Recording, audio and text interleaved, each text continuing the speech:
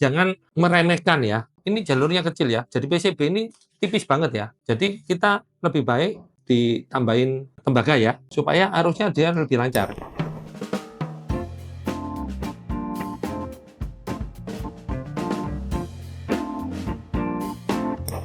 Selamat datang kembali di channel YouTube Suhu Baterai. Hari ini ya kita membahas pertanyaan-pertanyaan dari teman-teman ya yang mungkin kurang jelas atau gimana. Saya jelaskan kembali ya. Oke. Pertama, saya jawab mengenai CCA meter ini ya. CCA meter ini mereknya Lancol ya. Lancol, teman-teman bisa lihat ya. Mereknya Lancol ya. Lancol tipenya Micro 500 ya. Ini ada untuk CCA untuk lithium. Nah, ada beberapa tipe itu yang tidak bisa untuk lithium ya. Jadi, nah, tapi alat ukur ini tidak presisi ya. Teman-teman kalau beli alat ini misalkan 2 atau 3 barang, tapi kalau begitu dites dengan aki yang sama, itu nanti hasilnya sedikit berbeda, tapi tidak banyak. Jadi menandakan bahwa alat ini tidak akurat ya, tidak 100% akurat, tapi 80-90% oke lah masuk hitungan ya. Untuk settingan pertanyaan yang dari temen ya, ada temen itu tanya, kenapa kok ada tulisannya rate-nya 70 dari mana? Nah, ini kita buktikan aja. Itu settingan ya, settingan standar yang kita tetapkan untuk satu aki. Dikatakan misalkan 70 kita set ampere ya. Itu berarti kalau dia di atasnya 70, berarti itu dia bagus. Wow. Itu gitu. Kalau di bawahnya 70, berarti dia jelek. Gitu. Perlu di replace ya. Itu seperti itu. Itu hanya settingan biasa. Settingan biasa. Batas yang mana kita tentukan baik, batas yang mana kita tentukan dia jelek. Ini ya, kita coba ya di sini CCA meter ya. Mungkin bisa dilihat ya CCA meternya. Ini before charge lithium ya, lithium. Ini CCA. Nah, ini bisa disetting, setting rate ini. Nah, kita mau setting berapa? 70, 90 atau bawah berapa? Misalkan gitu. Ya, misalkan ini gini. Ini kita setting misalkan ya 120 nih ya, 120. Ini pasti nanti kelihatannya kurang bagus atau kita ekstrim lah 150 dah gini ya. 150 kita coba ya, tes ya. Testing ya. Hasilnya gimana? Dia ngomong CCA-nya 90, healthy-nya 36. Nanti hasilnya healthy-nya 36. Dia ngomong katanya suruh replace. Nah, dengan baterai yang sama ya, dengan baterai yang sama kita coba ulang ya. Kita coba ulang, kita setting ya CCA. Kita setting misalkan gini. Tadi kan 90 ya itu CCA-nya ya. Kita setting gini dah 85 dah ya, kita setting 85 atau 90 lah, kita setting 90 ya, kita tes ya. Ini good battery ya, good battery ya. Jadi di sini menyatakan healthy-nya 100%. Berarti itu hanya settingan batas yang kita tentukan untuk batas atas atau batas bawahnya yang kita katakan baik baterai itu, aki itu baik atau aki itu jelek. Itu seperti itu ya. Jadi teman-teman bisa setting sendiri. Jadi di sini bukan settingan gimana, tapi ya itu memang kita bisa setting gitu. Nah, itu pertanyaan yang pertama. Nah, teman-teman ada bertanya juga mengenai modif BMS ya. Modif BMS supaya bisa untuk starter motor atau mobil ya. Nah, kuncinya itu di powernya. Jadi kayak seperti BMS yang begini, ini di powernya, di MOSFET-nya ini. Yang seperti kemarin kita coba, kita pakai MOSFET seperti ini ya, kita MOSFET seperti ini ya. Ini MOSFET-nya sebetulnya seperti ini ya. Bisa tolong dilihatin MOSFET-nya seperti ini. Nah, kita susun seperti ini. MOSFET-nya ini punyanya spot welder. Kita paralel ya, kita paralel 1, 2, 3, 4, 5, 6, 7, 8, 9 ya. Kita paralel 9. 9 ini dia bisa untuk cranking ya. Cranking itu sekitar 900 ya. 900 sampai 1000 ampere ya. Kita masih bisa mampu pakai MOSFET ini jumlahnya 9 ya. Jadi teman-teman sebetulnya kuncinya cuman kita besarin MOSFET-nya ini. Lain-lainnya kalau ini LiFePO4 itu nggak usah dirubah apapun. Tinggal kita ngerubah ini aja, MOSFET-nya aja. Kalau kita bisa ngerubah MOSFET-nya ini, saya pastikan pasti bisa untuk starter. Ya, tapi teman-teman juga jangan meremehkan ya. Ini jalurnya kecil ini jalurnya kecil ya. Jadi PCB ini tipis banget ya, tipis banget. Jadi kita lebih baik ditambahin tembaga ya, tambahin tembaga supaya arusnya dia lebih lancar. Itu gitu, seperti itu. Nah, seperti punya saya ini, saya pakai tembaga ya, saya pakai tembaga untuk supaya saya bisa modif ini, saya pasangkan di sini ya.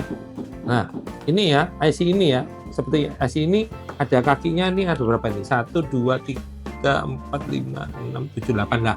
8 kaki ya, 8 kaki yang ininya, inggi-ingginya nih seperti sisir ini ya. Yang ujungnya merupakan gate. Yang lainnya ini yang 7 itu nyambung semua source. Yang drainnya yang ini. Ya. Jadi teman-teman kalau pakai ini sama dengan MOSFET yang begini.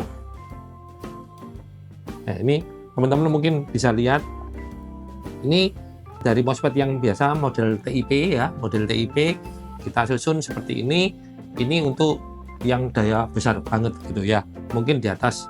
Untuk continue rate-nya, continue arusnya itu di atas 1000.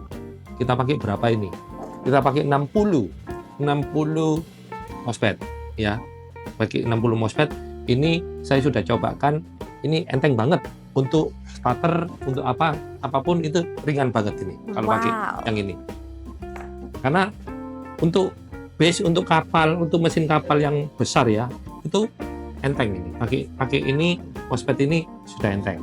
Jadi controllernya masih tetap ya. Controllernya masih tetap. Kita cuman modifikasi di MOSFET-nya aja.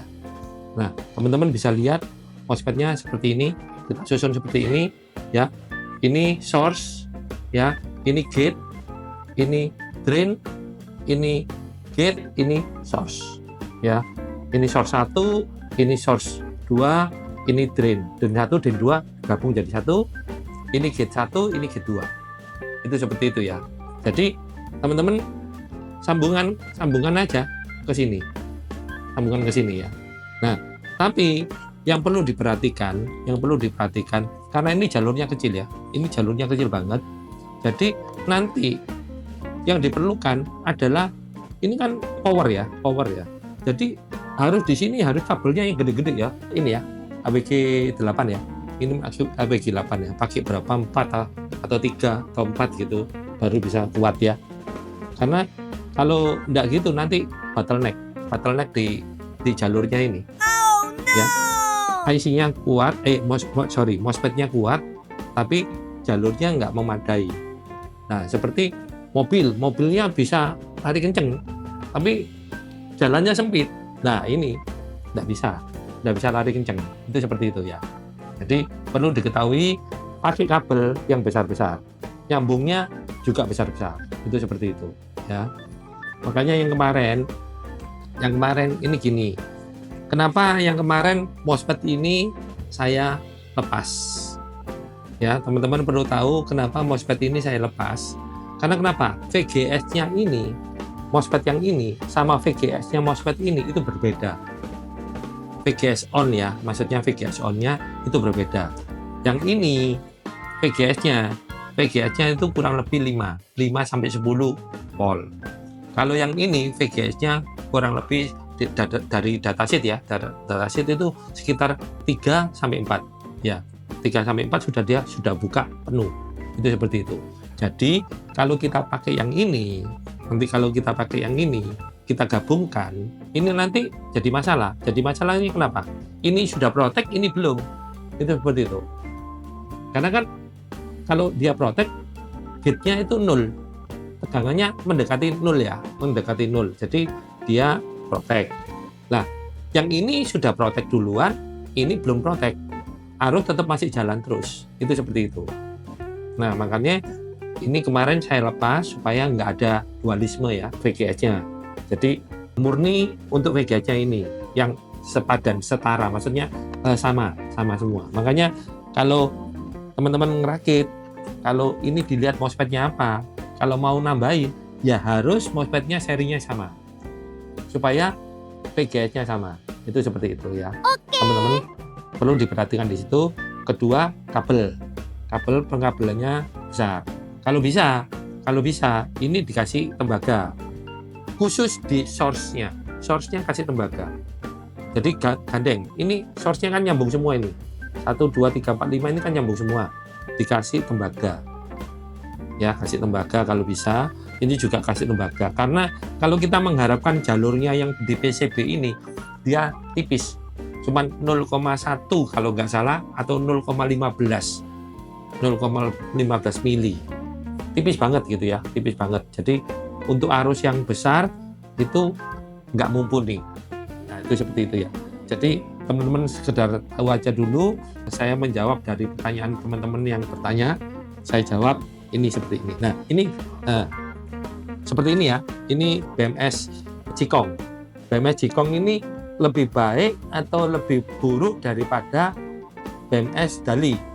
Nah, kemarin kan sudah saya bikin percobaan. Kalau Dali itu tidak bisa dioprek. Karena kenapa? Karena kalau kita oprek itu dia sudah cor-coran ya. Dali itu sudah cor-coran. Kalau ini enggak. Kalau ini enggak, kita buka ya. Coba ya, kita buka ya. Saya tunjukkan.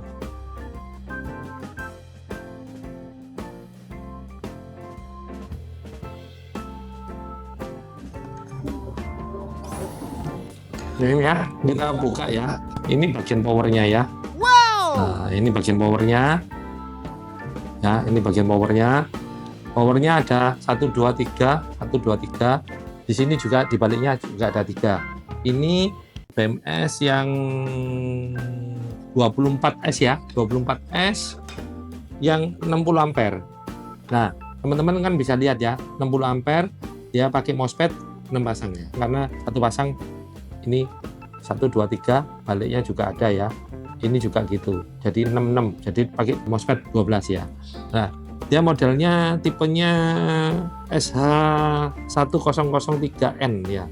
Nah, mungkin tolong difoto mungkin. Nah, di sini teman-teman kalau mau expand ya. Jadi kita punya misalkan MOSFET Cikong ini yang 40 ampere.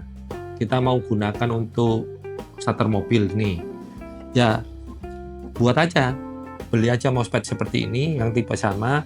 Kita bikin seperti ini, kita rakit ya, kita rakit seperti ini ya. Kita pasang mungkin tambah lagi, kalau ini 60 ampere ya, kita pasang sekitar 10 set ya, 10 pasang lagi ya, 10 pasang atau 20 pasang ya. Kalau bisa lebih banyak lebih bagus. Oke. Ya, nanti kalau lebih banyak lebih bagus. Karena kenapa? Nanti CCA-nya bisa lebih naik. Karena powernya di sini dia bisa ngelewatin arus lebih besar. Itu seperti itu. Jadi nanti hasil akhirnya CCA misalkan kita pakai MOSFET tambahan 10 set ya, 10 set sama kita tambahin 20 set. Itu nanti CCA-nya beda. Misalkan kita kalau pakai baterai misalkan yang 60 Ah gitu ya, 60 Ah yang bisa keluar sekitar 1300 ya, 1300 sampai 1500 ya, 1500. Nah, kalau pakai BMS itu dia paling turun sekitar jadi 1400. Kalau 1500 ya, 1400 sekitar gituan. Nah, tapi kalau kita pakai 10 pasang mungkin bisa keluar cuman 1350 atau 1300. Itu seperti itu. Jadi yang perlu ditambahin cuman ini aja, tambahin ini aja ya teman-teman. Jadi perhatikan, tolong diperhatikan yang ini aja yang diperhatikan ya, MOSFET-nya ini, tambahan MOSFET ini. Yang lain-lainnya nggak usah dirubah, ini biarin tetap, cuman kita besarin powernya ini ya. Ini sebetulnya kita bisa expand ya, kita bisa expand. Ini sebetulnya disediakan lagi satu set ya, baliknya juga ada satu set. Jadi sebetulnya ini kita bisa expand. Jadi bukan cuma 60 tapi 80 berarti. Wow. Kalau kita mau tambahin MOSFET di sini ya. itu jadi 80. Nah, jangan lupa juga nambahi RSA-nya ini ya. RSA-nya itu ini supaya bisa terbaca di sistem itu mengeluarkan arus berapa. Itu seperti itu. Iya, teman-teman juga gini. Nanti mungkin kalau taruh pakai MOSFET tambah di luar, mungkin yang terbaca hanya yang ada RSA-nya sini. Ada RSA-nya sini. Itu yang terbaca di sistem. Itu seperti itu. Tapi kalau teman-teman nggak keberatan, misalkan untuk dayanya yang keluar nggak usah di record atau nggak perlu daya berapa yang keluar, saya rasa nggak apa-apa, nggak masalah kan, hanya untuk bisa untuk starter aja kan, untuk gitu, dan mantau tegangan baterai masing-masing. Itu seperti itu. Sampai di sini mungkin saya bisa jawab pertanyaan dari teman-teman. Mungkin ada pertanyaan lain, nanti tolong ditanyakan. Nanti minggu depan saya mau bahas masalah ini ya, discharge rate ya, hubungannya discharge rate sama starter ya, discharge rate, CCA sama starter ya, itu apa hubungannya? Nanti saya buktikan di situ mengenai CCA itu gunanya untuk apa, untuk starter aja, untuk atau untuk apa gitu ya. Nanti kita buktikan di mobil ya, karena mobil, terutama mobil diesel ya, mobil diesel perlu CCA yang besar untuk dia boleh starter. Itu seperti itu. Nah, kalau yang kecil-kecil motor nggak kerasa, nanti nggak signifikan bedanya. Tapi kalau untuk di mobil nanti kelihatan bedanya apa gitu, fungsinya CCA itu apa gitu. Nah, kemudian discharge rate-nya gimana? Nanti kita bikin alat ya, nanti ke depan-depannya ini nanti kita bikin alat untuk ngetes discharge rate-nya. Discharge rate satu aki. Jadi kita bisa tahu, oh ini pabrik baterainya bohong ini. Nah, menyatakan katanya 3C, mengatakan 5C, mengatakan 10C. Nah, ternyata kalau kita tes cuman 1C atau 2C. Seperti itu. Nanti kita buktikan, nanti saya rancangkan skemanya dan saya bikinkan alatnya. Nanti teman-teman bisa buat ya, bisa praktek sendiri dan bisa ngetes untuk baterainya masing-masing. Ya. Sekian dari saya, tunggu video selanjutnya minggu depan. Terima kasih.